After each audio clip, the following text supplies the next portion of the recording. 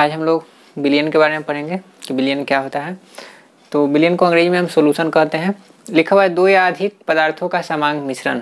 दो या अधिक पदार्थों का समांग मिश्रण मतलब कि यह एक मिश्रण ही है। और कैसा मिश्रण है? तो समांग मिश्रण है। तो दो हम बताए भी थे कि मिश्रण होने के लिए कम से कम दो आपको पदार्थ चाहिए, दो से अधिक भी हो सकता है। तो लिखा हुआ है कि दो या अधिक पदार्थों का समांग मिश्रण। बिलियन जो है आपका क्या है? समांग मिश्रण है, जो दो या दो से अधिक पदार्थों के मिलने से बनता है। उसको हम क्या कहते हैं? बिलियन कहते हैं। क्या कहते हैं? बिलियन कहते हैं। बिलियन और कहीं पर आपको लिखा रहेगा वास्तविक बिलियन। तो बिलियन और वास्तविक बिलियन दोनों एक ही चीज़ है, दोनों अलग अलग चीज़ नहीं है। बिलियन या वास्तविक बिलियन दोनों क्या है? समांग मिश्रण है। समांग का क्या अर्थ होता है? तो लिखा हुआ है कि समांग का अर्थ है बिलियन के सभी भागों में एक रूपता। बिलियन के सभी भागों में एक रूपता मतलब हुआ कि जैसे मान लीजिए कि हम चीनी और पानी को अगर हम घुलाते हैं, उसको बहुत अच्छे से अगर हम मिक्स करेंगे तो आपको चीनी और पानी इस तरह से घुल जाएगा कि आपको पता नहीं चलेगा कि उसमें चीनी घुला हुआ है। और आप उसको जब टेस्ट कीजिएगा तो आपको क्या होगा? मीठापन लगेगा। और ऐसा नहीं कि अगर उसमें आप सूक्ष्मदर्शी लगा के देखेंगे तो आपको चीनी का पार्टिकल अलग दिखाई देगा और पानी का पार्टिकल आपको अलग दिखाई देगा। ऐसा नहीं होता है, क्योंकि हम आपको बताए थे कि द्रव में क्या होता है, तो द्रव के बीच में अंतराण्विक स्थान जो होता है क्या होता है? अधिक होता है। तो जो चीनी का पार्टिकल है उसी स्थान में जाकर क्या होता है? चला जाता है, जिसकी वजह से वो हमको दिखाई नहीं देता है। ठीक है। और हम बताए भी थे कि जैसे मान लीजिए कि एक हमारे पास ग्लास है, एक हमारे पास क्या है? ग्लास है।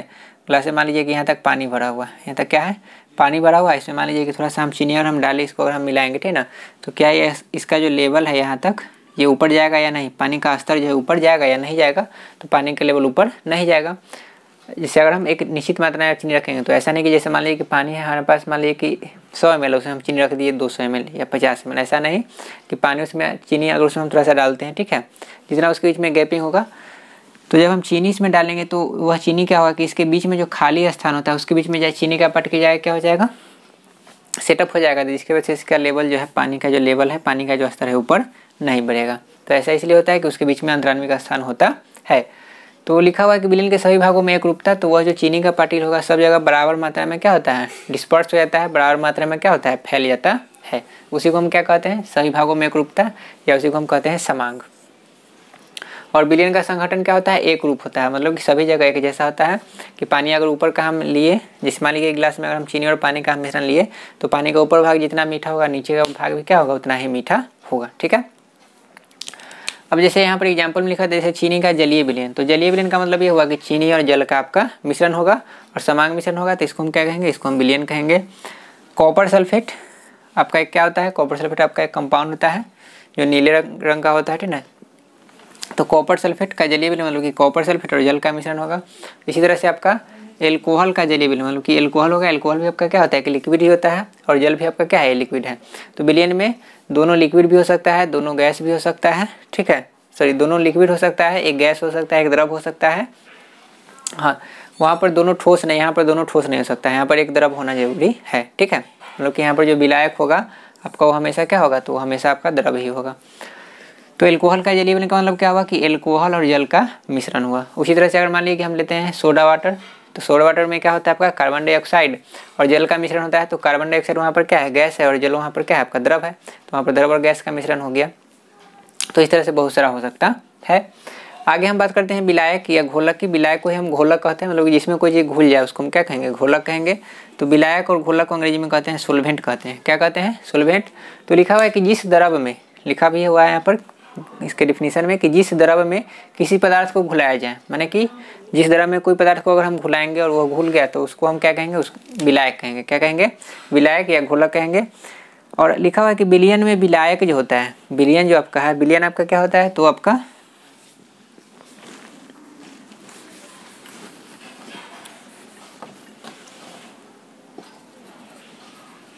घुल प्लस में घोलक बराबर आपका क्या होता है? विलयन। इसी को हम लोग घुल को भी हम लोग क्या कहते हैं? तो घुल को हम लोग कहते हैं विलेय कहते हैं। क्या कहते हैं? विलेय। याद रखिए कि घुल का एक और नाम होता है क्या? विलेय। घोलक को हम लोग विलायक भी कहते हैं, और ये आपका क्या होता है? विलयन होता है। तो लिखा हुआ है यहाँ पर कि जिस द्रव में किसी पदार्थ को घुलाया जाए, माने कि जिस द्रव में कोई पदार्थ घुल जाएगा उस द्रव को हम क्या कहेंगे, उसका विलायक या घोलक कहेंगे। तो विलयन में जो विलायक होता है, विलयन में क्या होता है, विलायक जो होता है परिक्षेपण माध्यम। परिक्षेपण माध्यम मतलब क्या होता है कि सब जगह फैला हुआ होता है, मतलब कि विलायक जो होता है उसमें जो घुल का मात्रा होता है सब जगह क्या होता है, बराबर मात्रा में फैला हुआ रहता है। तो यहाँ पर वही लिखा हुआ है आपका क्या कि विलयन में जो विलायक होता है परिक्षेपण माध्यम है। परिक्षेपण मतलब कि इसमें जो आपका घुल का पार्टिकल है क्या हो जाएगा, घुला हुआ रहता है। जैसे जल हो गया, एल्कोहल हो गया। तो जल आपका जो है क्या है, तो जल आपका जो आपका है यह आपका इसको हम कहते हैं, जल को सर्वव्यापी घोलक कहते हैं। इसका क्या है, जल आपका जो है सर्वव्यापी घोलक है। आपसे अगर पूछा जाए कि सर्वव्यापी घोलक किसको कहते हैं, तो जल को कहते हैं, ठीक है। और यह सब जो आपका है इसमें जल नहीं था, ये आपका क्या है, ये आप सब जो आपका है ये सब एल्कोहल हो गया, एसीटोन हो गया, बेंजीन हो गया, तो ये सब आपका कार्बनिक घोलक है। क्या है, कार्बनिक घोलक है, मतलब ये सब आपका कार्बन का कंपाउंड है। वो एल्कोहल हो गया, एसीटोन हो गया और बेंजीन हो गया। कार्बन डाइसल्फाइड होता है, कार्बन टेट्राक्लोराइड होता है, बहुत सारा होता है। आगे है घुल है आपका। तो घुल क्या होता है, तो जो पदार्थ द्रव में घुलकर विलयन बनाता है, जो पदार्थ क्या होगा द्रव में घुलकर विलयन बनाता है उसे हम क्या कहते हैं, घुल कहते हैं, या उसी को हम लोग क्या कहते हैं, विलय कहते हैं। आगे लिखा है कि सामान्यतः घुल ठोस होता है। सामान्यतः जो घुल होता है आपका क्या होता है, ठोस होता है। जैसे हम बताएं कि चीनी और पानी का मिश्रण हो गया, नमक और पानी का मिश्रण हो गया, कॉपर सल्फेट और पानी का मिश्रण हो गया। तो इस समय आप देख रहे हैं कि सब आपका जो घुलने वाला चीज़ है वो आपका क्या है, ठोस है। लेकिन केवल वो ठोस हो सकता है, तो नहीं, केवल ठोस नहीं हो सकता है, वो द्रव भी हो सकता है और गैस भी हो सकता है।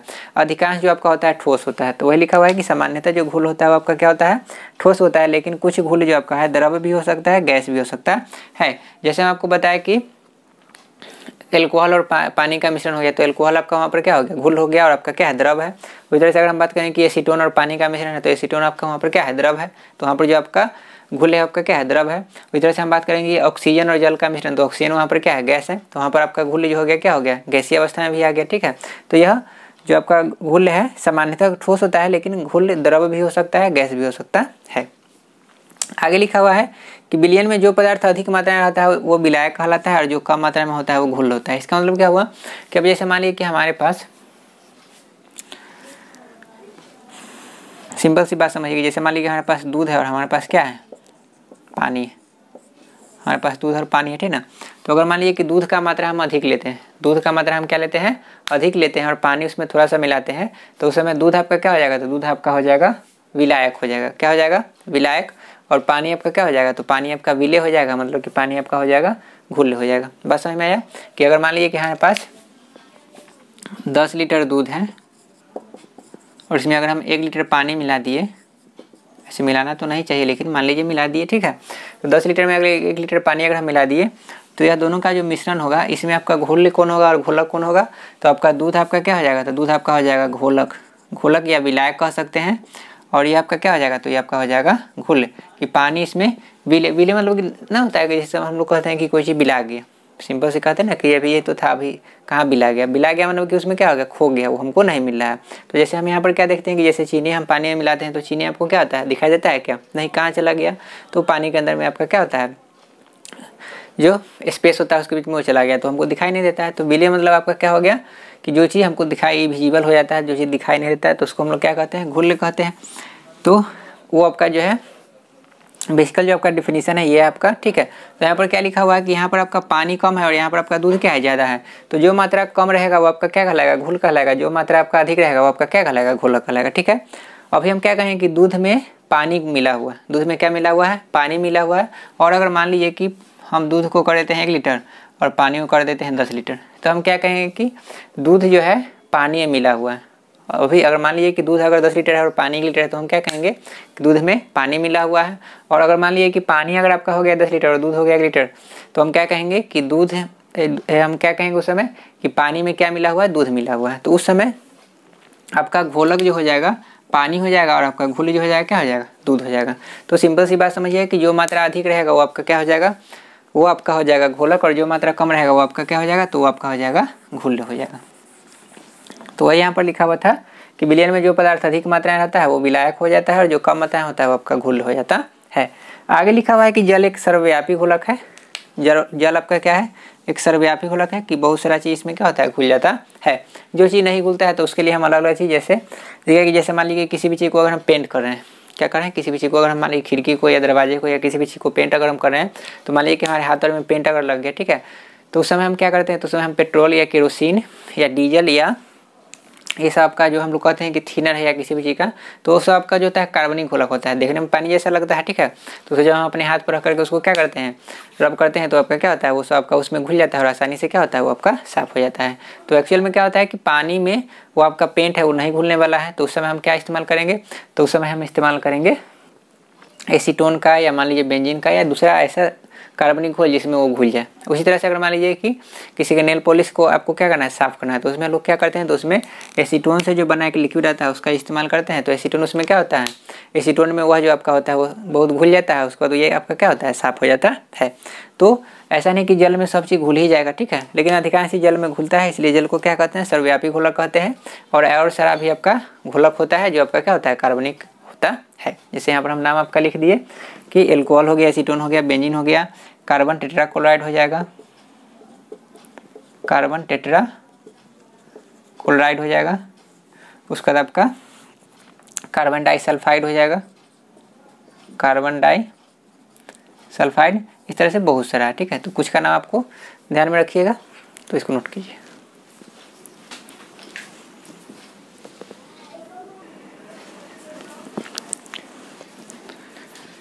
आगे जो है आपका वो पढ़ना है जलीय विलयन कि जलीय विलयन क्या होता है। इसको अंग्रेजी में एक्वस सोल्यूशन कहते हैं। ऐसे जो जल का लैटिन नाम होता है वो आपका होता है एक्वा होता है, इसलिए इसको एक्वस सोल्यूशन कहते हैं। तो लिखा है कि किसी पदार्थ को जल में घुलाकर जो विलयन बनता है उसे जलीय विलयन कहते हैं। मतलब इसको ऐसे भी कह सकते हैं कि जैसे वैसा विलयन जिसमें जल मिला हुआ हो, वैसा विलयन जिसमें क्या है, जल मिला हुआ है, तो उसको हम क्या कहेंगे, जलीय विलयन कहेंगे। और वैसा विलयन जिसमें जल नहीं है उसको हम क्या कहेंगे, अजलीय विलयन कहेंगे। तो जैसे यहाँ पर हम लिखे हैं कि कॉपर सल्फेट का जलीय विलयन, कॉपर सल्फेट जो आपका होता है उसको अगर हम जल में मिलाएंगे तो आपको क्या मिलेगा, कॉपर सल्फेट का जलीय विलयन मिलेगा। नमक को अगर हम जल में घुलाएंगे तो आपको नमक का क्या मिलेगा, जलीय विलयन मिलेगा। इस तरह से मान लीजिए कि अगर हम एल्कोहल को जल में घुलाएंगे तो आपको क्या मिलेगा, एल्कोहल का जलीय विलयन मिलेगा। चीनी को घुलाएंगे तो चीनी का जलीय विलयन मिलेगा। तो यह सब जो होगा मतलब कि वैसा घोल माने वैसा विलयन जिसमें आपका जल मिला हुआ है तो उसको हम जलीय विलयन कहेंगे। या उसको हम लिख सकते हैं किसी पदार्थ को जल में घुलाकर, मतलब कि जो घुल पदार्थ है, जो घुलने वाला पदार्थ है, उसको जल में घुला करके जो विलयन बनाएंगे उसको हम क्या कहेंगे, उसको जलीय विलयन कहेंगे। आगे लिखा हुआ है अजलीय विलयन। तो यहाँ पर वैसा विलयन जिसमें आपका क्या होगा, जल नहीं होगा, मैंने वैसा विलयन जिसमें जल होगा ही नहीं, मतलब कि घुल और घोलक जो होगा दोनों में से कोई आपका जल नहीं होगा। तो लिखा हुआ क्या है कि कुछ ऐसे ही पदार्थ है जो जल के अतिरिक्त मतलब क्या कि जल के अलावे, मतलब कि जल के अलावा दूसरा द्रव में भी क्या होता है, घुल जाता है। इस प्रकार से बने विलयन को हम क्या कहेंगे, अजलीय विलयन कहेंगे। मतलब कि वैसा विलयन आपका होगा जिसमें घुल और घोलक जो होगा दोनों में से कोई जो होगा, दोनों में से कोई जल नहीं होगा, जल को छोड़ के दूसरा कोई होगा, ठीक है ना। तो जल अगर नहीं होगा तो उसको हम क्या कहेंगे, अजलीय विलयन कहेंगे। इसको अंग्रेजी में नॉन एक्वस सॉल्यूशन कहा जाता है। जैसे मोम और बेंजीन का विलयन, मोम आप जानते हैं मोमबत्ती, तो वह जो मोम होता है ये आपका केरोसिन ले लीजिए, तो मोम और केरोसिन को आप माने मिट्टी का तेल और मोम को अगर अच्छे से मिक्स किया जाएगा तो उसमें क्या हो जाएगा, वो घुल जाएगा। अगर मोम और पेट्रोल का मिश्रण घोल ले लेते हैं तो आपका जो मोम होगा क्या होगा, पेट्रोल में अच्छी तरह से घुल जाता है। तो वहाँ पर जो दोनों पदार्थ है आपका क्या है, दोनों आपका अलग अलग चीज़ है, दोनों आपका कार्बनिक है। मोम भी आपका क्या होता है, कार्बनिक यौगिक होता है, और आपका पेट्रोल भी क्या है, कार्बनिक यौगिक है। या मान लीजिए कि अगर हम पेंट करते रहते हैं, ठीक है, तो वह जो पेंट हो गया सो और आपका थिनर जिससे हम उसको क्या, या पेट्रोल से उसको अगर हम साफ करते हैं तो वह जो पेंट हो गया और आपका जो क्या हो गया, पेट्रोल हो गया, उसका जो मिश्रण हो गया वो भी आपका क्या हो गया, तो भी आपका अजलीय विलयन हो गया, क्योंकि दोनों में से कोई आपका जल नहीं है। तो इस तरह से यह जलीय विलयन हो गया और ये आपका क्या हो गया, जलीय विलयन हो गया। अब विलयन के कुछ प्रमुख गुण होते हैं, या कुछ कह सकते हैं कि प्रमुख विशेषता। तो पहला जो विशेषता होता है क्या होता है कि विलयन स्वच्छ एवं पारदर्शी होता है। विलयन क्या होता है, पूरी तरह से स्वच्छ होता है और क्या होता है, पारदर्शी होता है, मतलब कि उसके आर पार हम देख सकते हैं। जैसे अब देखिए कि नमक और पानी को अगर हम मिला देंगे तो आपको तो नमक उसमें क्या होता है, पानी बहुत अच्छे से घुल जाता है।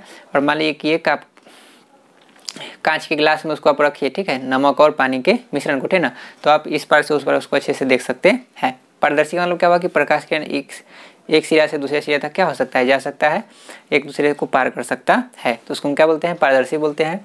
उसी तरह से आपका चीनी और आपका पानी का हो गया, ठीक है। उसी तरह से अगर आप देखिए कॉपर सल्फेट हो गया आपका और पानी हो गया। तो कॉपर सल्फेट चूंकि नीला होता है तो ऐसा मतलब नहीं है कि वो नीला है तो आपका वो पारदर्शी नहीं होगा, वो भी आपका पारदर्शी होता है। कॉपर सल्फेट और जल को अगर आप अच्छे से मिलाइएगा तो आपको जो विलयन मिलेगा वो किस कलर का होता है, तो वो नीला कलर का होता है, लेकिन वो भी आपका क्या होता है, पारदर्शी होता है। उसके एक पार से दूसरे पार आप देख सकते हैं। तो पहला प्रॉपर्टी क्या है कि विलयन क्या होगा, स्वच्छ होगा और क्या होगा, पारदर्शी होगा, मतलब कि उसके आर पार हम देख सकते हैं। सेकंड प्रॉपर्टी जो है आपका लिखा हुआ कि विलयन को कुछ समय तक स्थिर छोड़ देने पर भी घुल के कण नीचे नहीं बैठते। अगर हम बताए थे कि जैसे मानिए कि बालू और पानी को अगर हम मिलाते हैं तो कुछ देर के लिए अगर हम छोड़ देते हैं तो बालू का कण क्या होता है, नीचे बैठ जाता है, पानी आपका ऊपर हो जाता है। तो चूंकि वो विलयन नहीं है, वो आपका क्या था, मिश्रण था, और मिश्रण में कैसा मिश्रण था, तो विषमांग मिश्रण था। लेकिन विलयन में यह गुण नहीं होता है। विलयन में गुण क्या होता है कि अगर अच्छे से वो मिला हुआ है तो वो आपका उसका जो कण है, जो घुल का जो कण है वो छोड़ देने पर ऐसा नहीं कि वो नीचे जाके बैठ जाएगा। जैसे मान लीजिए कि चीनी और पानी को अगर आप मिला दीजिए तो ऐसा नहीं कि कुछ देर के बाद छोड़ देंगे, 1 घंटा 2 घंटा या 3 घंटा, तो चीनी जो होगा सब नीचे बैठ जाएगा और पानी आपको ऊपर होगा, ऐसा नहीं होगा। उसी तरह से मान लीजिए कि एल्कोहल और पानी को मिलाएंगे तो ऐसा नहीं होगा कि एल्कोहल आपका अलग हो जाएगा और जल आपका अलग होगा, ऐसा इसमें नहीं होता है। तो वही यहाँ पर लिखा हुआ था क्या कि विलयन को कुछ समय तक स्थिर छोड़ देने तक, मतलब कि उसको हम रख दिए, उसमें हम कोई दूसरा तरह का एक्टिविटी नहीं करेंगे, छोड़ दिए तो घुल के कण नीचे नहीं बैठते हैं। तो यह विलयन का क्या है, दूसरा विशेष गुण है। अब आगे जो है इसके गुण को हम कल पढ़ेंगे। तो आज के लिए हम अपने क्लास को इतना ही रखते हैं। ठीक है, धन्यवाद।